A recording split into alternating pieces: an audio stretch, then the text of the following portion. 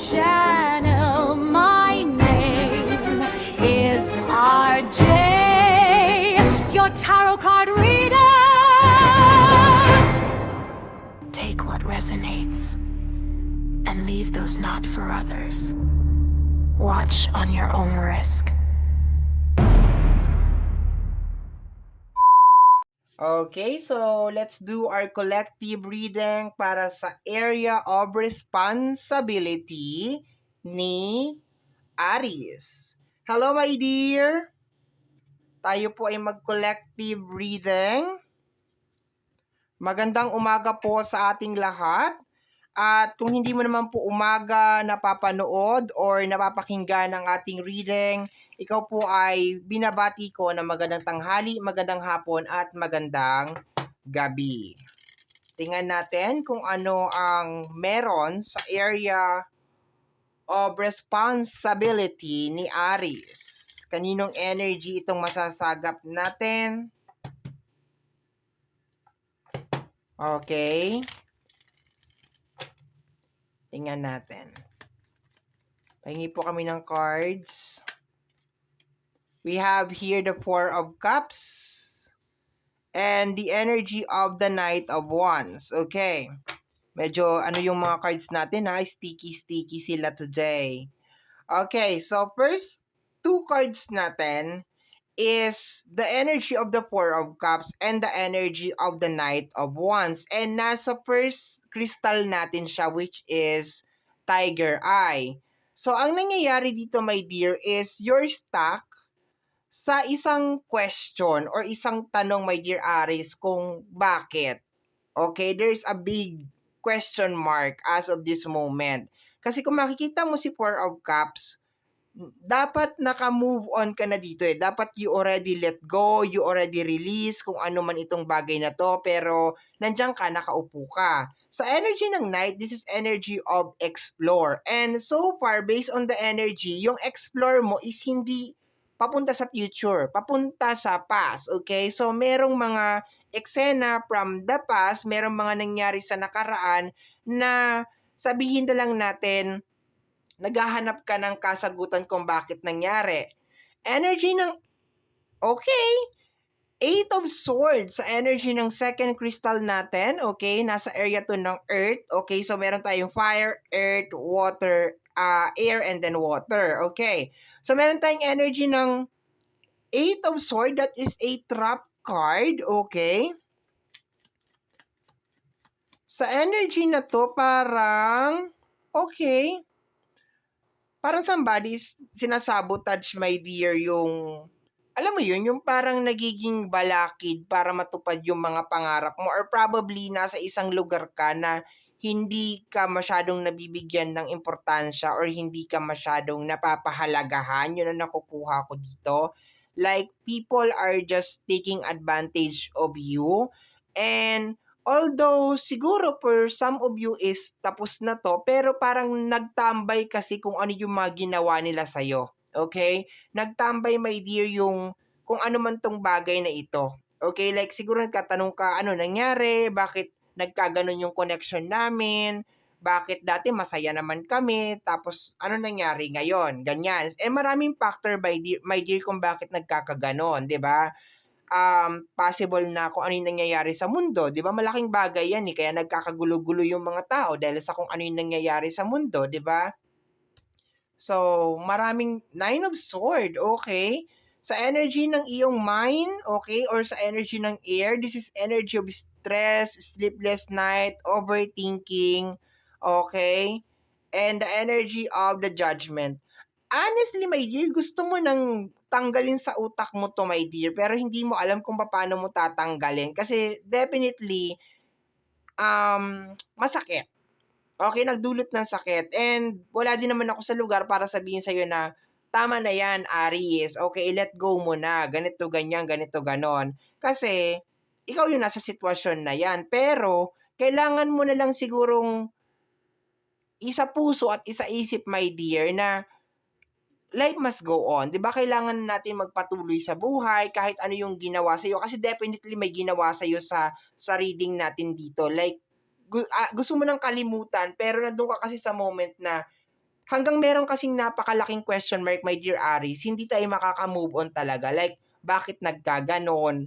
Bakit nagkaganyan? And hindi natin masasagot yon ng 100% hanggang hindi natin nakakausap yung mga tao na involved. Okay.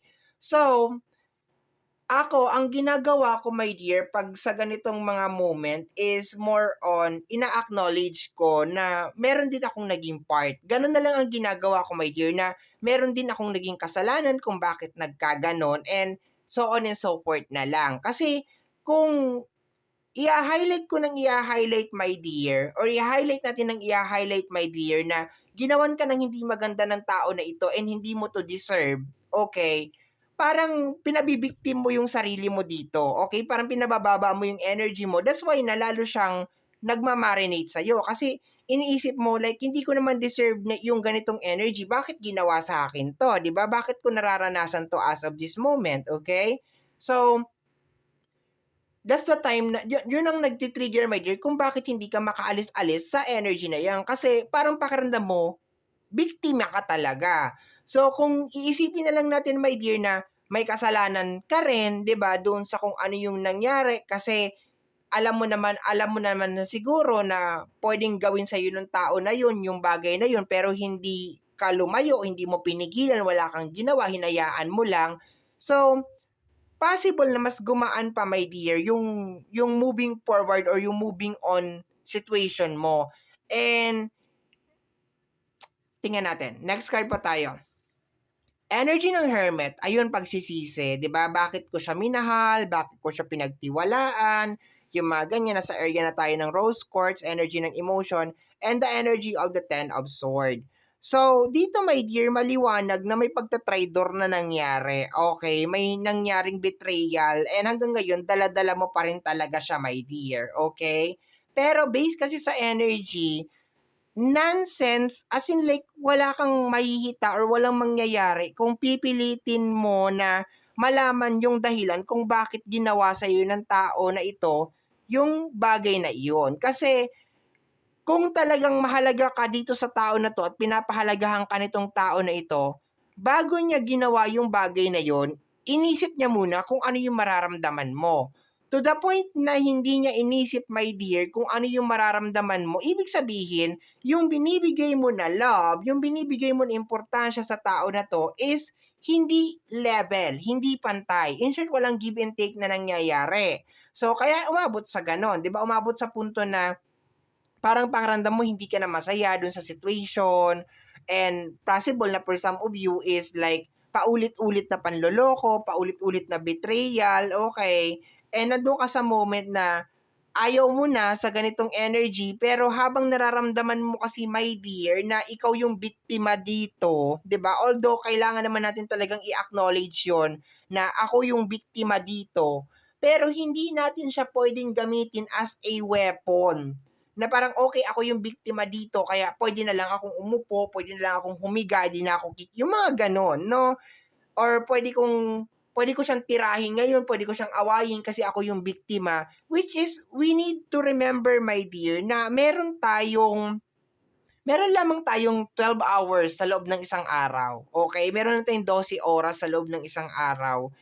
And yung 12 oras na yan, my dear, kinakailangan maging productive tayo diyan. So sabihin natin kung yung 8 hours mo diyan o yung 7 hours mo diyan, my dear, or sabihin natin 5 to 4 hours mo diyan is nilalaan mo talaga sa paghihiganti at galit, my dear, or is more on reminiscing and ulitin ng ulitin kung ano yung mga bagay na ginawa sa iyo ng tao na to and just more on asking bakit mo ginawa sa akin to. Sayang yung 5 hours or yung 4 hours of your time trying to ask or trying to figure out kung bakit ginawa sa'yo ng tao na 'to, 'tong bagay na 'to, and in reality, alam mo naman na yung sagot, 'no? Possible na sagot is hindi ka talaga mahal ng tao na 'to, possible na sagot is ginamit ka lang ng tao na 'to, possible, my dear, na maraming nandun lang kasi tayo sa point, my dear, na ayaw lang talaga nating i-recognize. At saka just in case, my dear, na naghiwalay kayo ng tao na 'to and then nag-e-expect ka, sana bumalik siya, mag-apology siya. And hanggang ngayon hindi pa rin siya bumabalik. 1 buwan na ang nakalipas, okay, 2 months na ang nakalipas, 3 months na ang nakalipas, ibig sabihin, hindi siya affected dun sa kung ano yung nangyari sa inyo. Kasi ang tao, my dear, na talagang mahal na mahal ka, okay, as in love na love ka talaga, my dear, linggo lang yan or araw lang yan, magpaparamdam na kaagad yan, magme-message na kaagad yan, manghihingi na kaagad yan ng is either like sorry or pag-usapan natin to, yung ganyan, my dear, okay. Pero to the point, my dear, na what do you call this? Pakiramdam ko matagal na tong nangyayari, parang paulit-ulit na tong nangyayari. So I guess hindi kayo parehas, my dear, ng binibigay na love sa bawat isa. Okay. So let me see, kuha tayo ng oracle card kasi you're stuck eh. You're stuck, my dear, at saka yung energy mo papunta siya sa past. Pabalik siya sa past. Meron ka mga gustong malaman, meron ka mga gustong itanong. Ang problema kasi, hindi naman din natin sure kung sasabihin ba talaga sa atin ng tao na yun yung gusto nating marinig, 'di ba? Or patuloy lang siya magsisinungaling. So, tayo na lang mismo yung sumagot doon sa tanong na yun, 'di ba? Ulitin ko, my dear, yung sinasabi ko, my dear, kanina. Kung talagang mahal ka ng isang tao, hindi ka kayang tiisin yan. At saka kung mahal ka talaga ng isang tao, bago niya paggawin yung isang bagay, iisipin niya muna yan na masasaktan ka, 'di ba? Kunwari, mag-cheat siya. Bago siya mag-cheat, 'di ba? Iisipin niya muna 'yon na pag nalaman to ni Aris, masasaktan to, ganon ganyan. Okay. Kahit yung hindi na lang sa cheat, yung pagchichismis na lang, yung ichichismis ka, 'di ba? Kaibigan mo, ichichismis ka, 'di ba? So, kung talagang love ka ng isang tao, iisipin niya 'yon. I-take niya 'yon as a full consideration. Okay, let me see, my dear. Kuha tayo ng oracle card. Pahingi po kami ng oracle card. We have here the evening stroll. Okay. Grounding, unwinding, process, connection, okay. Movement. Okay. So, based dito, my dear, is more on like yung magtatakip silim na. Ayan, yung parang after a very, very long day, based dito sa card na nakikita ko dito sa image, is more on like maglalakad-lakad, 'di ba? Is more on like i-shake mo tong itong stress na to, itong kasi ang nakukuha ko dito is gusto mo lang naman ng clarity, gusto mo lang naman ng closure. So, I guess ibigay mo sa sarili mo 'tong closure na ito, okay? Ibigay mo itong katahimikan na ito, my dear, okay? Huwag ka nang mag-assume pa ng isang bagay na imposible nang mangyari. Kasi 'pag meron ng involved na ibang tao, my dear, lagi kong sinasabi 'to at hindi ako magsasawa, my dear, na sabihin, 'pag meron ng involved na ibang tao sa connection, kailangan parehas kayo nag-a-agree. Okay, kahit ilang beses ka pa magpa-tarot card reader or magpa-reading na magpa-reading, kung yung kabila ay hindi na talaga nakikipag-cooperate, wala na yan. Ako na nagsasabi sa'yo, my dear, okay? Kasi anong nangyayari sa'yo dito, my dear, para kang kumakapit sa isang bagay na hindi na talaga mag-i-exist. Para kang naniniwala, my dear, na one of this day, magiging okay din ang lahat, magigising ka, and then okay na ang lahat. So, ibigay mo sa sarili mo itong evening stroll. No, i-shake mo, my dear, ito, yung para bang i-grounding mo yung sarili mo, mag-unwinding ka, 'di ba? Okay? Ayan. Kasi it's been a long, long day, 'di ba? Madalas ginagawa 'to ng mga tao na nasa super hectic super stressful and super toxic na trabaho. Itong evening stroll. Okay, yung naglalakad-lakad sa sunset, 'di ba? Yung sunset sa gilid ng dagat, sa park, yung mga ganyan, para makalanghap lang ng sariwang hangin, okay. Dito kasi is family yung naglalakad, like may bata, may mag-asawa, mayroon pang aso, ayan. So family to, pero kung wala namang ganito na nangyayari, ibigay mo sa sarili mo. Huwag mong hintayin, wag mong ano ba pangalan nito? Huwag mong ipagkait sa sarili mo 'yan na parang, "Ay hindi ko kayang mag-unwind o hindi ko kayang mag-relax kasi wala naman akong partner." 'Di ba? Hindi ko gagawin yang evening stroll na 'yan kasi wala naman akong partner, eh. Wala naman akong dog, wala naman akong anak or something. Requirements ba 'yun, 'di ba? Para makapag-unwind, 'di ba? requirements ba na kailangan meron kang partner? Di ba maski wala kang partner, kailangan ibinibigay mo sa sarili mo yan. Okay, let me see. Lalo na ngayon, di ba? Alam mo, medyo nagigets ko na my dear kung bakit ka nagkakaganito. Ang hirap talaga na parang bumuo ka ng isang plano na may kasama ka, tapos iba pala yung gustong buuhin ng tao na yun. Nagigets mo yung ibig ko sabihin? Yung para bang, okay, binubuo ko, masayang pamilya, masayang relationship, okay, ganito, ganyan, ganon. Tapos, malalaman mo na iba pala yung gusto niyang buuhin. Iba pala yung plano niya. Salungat pala sa plano mo. 'Di ba? Ang ganda-ganda ng plano mo para sa inyong dalawa, tapos siya iba pala ang plano niya. Kaya ngayon, nandun ka sa punto na iniisip mo na, ay, hindi ako pwedeng mag-unwind. Hindi ako pwedeng maging masaya kasi all this time kasi kasama siya sa plano ko eh. 'Di ba? So, wag mong gawin yun sa sarili mo, my dear. Don't do that to yourself. Glow up, 'di ba? O, self-improvement, finding your confidence, personal transformation, better than ever. O, 'di ba? O, ayusin mo 'yung sarili mo. 'Di ba? Wag kang magpakalugmok dito sa energy na ito na 'di ba? Tatanungin mo pa kung bakit kanya iniwan, kung bakit kanya sinaktan, kung bakit kanya binackstab, 'di ba? Improve, grow, 'di ba? Mag-improve ka, my dear, mag-grow ka. Ibigay mo sa sarili mo 'yung paglalakad sa park maski mag-isa ka lang, you will be happy, 'di ba? Magiging masaya ka maski wala siya, 'di ba? Go. 'Di ba? Yung iba kasi may mga mindset na, "Hindi ako magiging masaya kasi wala naman akong circle, wala naman akong group, wala naman akong kaibigan. Hindi ako magiging masaya kasi wala naman akong jowa." Kaya mo maging masaya, my dear, maski wala kang kaibigan. Sa totoo lang, maski iilan-ilan nga lang ang kaibigan, mas maganda eh. 'Di ba? 2, 3. Mas maganda yung ganun kaysa naman yung napakarami mong kaibigan, mga plastic naman, 'di ba? Oh, yung meron kang kasama sa buhay, meron kang pamilya, 'di ba? Ginagawa ka namang 'di ba? Ginagawa ka namang palagatasan, 'di ba? 'Di ba 'yun ang sinasabi ko sa iyo. Wag mo ipagkait sa sarili mo 'yan. Mag-glow up ka daw, oh. Sabi nung card, mag-glow up ka, 'di ba? Love yourself. Okay. It is difficult for me to process my emotion. I am not available right now. So, hindi mo maintindihan kung ano yung nararamdaman mo as of this moment. Kasi nga, kumakapit ka pa rin dun sa anino ng nakaraan. And naiintindihan naman kita doon. Ang gusto ko lang naman i-highlight dito, my dear Aries, is like, anong gagawin mo kung ayaw na makipag-cooperate ng tao na yon?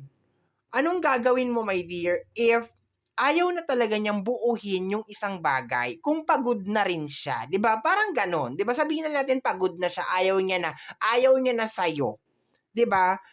Mag-aano ka, magdasayang ka pa rin ba ng oras, my dear, na halukayin ng halukayin, 'di ba? Kung bakit ayaw mo na sa akin? Ano bang mali? 'Di ba? Losyang na ba ako? Ano na ba? Mataba na ba ako? Umitim ba? Ano bang gusto mong baguhin ko sa sarili? 'Di ba? May mga taong gano'n. And you don't have to do that. 'Di ba, hindi mo kinakailangan baguhin ang sarili mo para lang magustuhan ka ng isang tao. 'Di ba? Kasi kung talagang mahal ka talaga niyan, 'di ba? Ang mga babaguhin lang naman natin sa sarili natin is kung hindi na healthy para sa atin and hindi na rin healthy para sa relationship, 'di ba? Yung mga ugali, yung mga nagtatamang hinala, yung mga kung ano-ano may pero sabihin mo kailangan patangusin mo yung ilong mo, patambukin mo yung puwet mo, palakihin mo yung hinaharap mo, yung mga ganyan. Ay naku, para mag-stay lang siya, naku, papaano 'pag nagsawa na siya, lahat pinaretoke mo na sa buong katawan mo, my dear, 'di ba? Tapos nagsawa na siya, ipaparetoke mo ulit, babaguhin mo ulit ng babaguhin, 'di na mukha ka ng robot, 'di ba? So, i-improve mo yung sarili mo, my dear. Mag-focus ka sa self-love. Okay? This reading is all about self-love. Okay? Huwag mo nang bigyan pa ng marami pang additional energy kung bakit ka sinaktan, kung bakit di ka na-appreciate. Nasa maling tao ka lang, my dear. Okay? Maling tao lang ang napuntahan mo, maling circle, maling environment, maling kaibigan, maling relationship. And to the point, my dear, na nare-recognize mo to, this is a wake-up call para sa iyo, my dear, na paglaanan mo ng panahon ang sarili mo, 'di ba? Mahalin mo ang sarili mo, my dear, 'di ba? Kagaya nga na nasasabi ko rin, my dear, madalas, 'di ba? Paano mo nagagawa magbigay ng pagmamahal kung hindi mo naman pala mahal ang iyong sarili, okay? So, my dear Aries, ito po ang nasagap natin na message energy para sa umagang ito. Kagaya po na lagi kong nasasabi o lagi kong nasasambit, ang tanging hiling at dasal ko lamang po sa ating bumay kapal na mga readings na ginagawa ko ay nakakatulong po sana sa ating lahat. Maraming maraming maraming salamat po. Thank you, my dear. Bye-bye. Ingat po palagi. Take care, take care.